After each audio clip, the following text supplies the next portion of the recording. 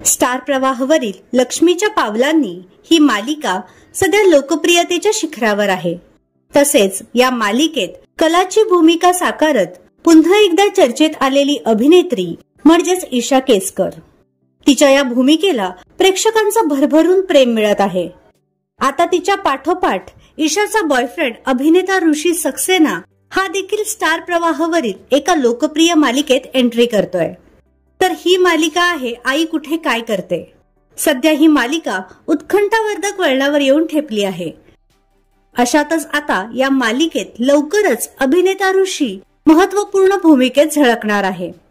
मात्र या मालिकेत त्याच्या भूमिकेचं नाव काय असणार याबाबत अद्याप कोणतीही माहिती समोर आली नाहीये।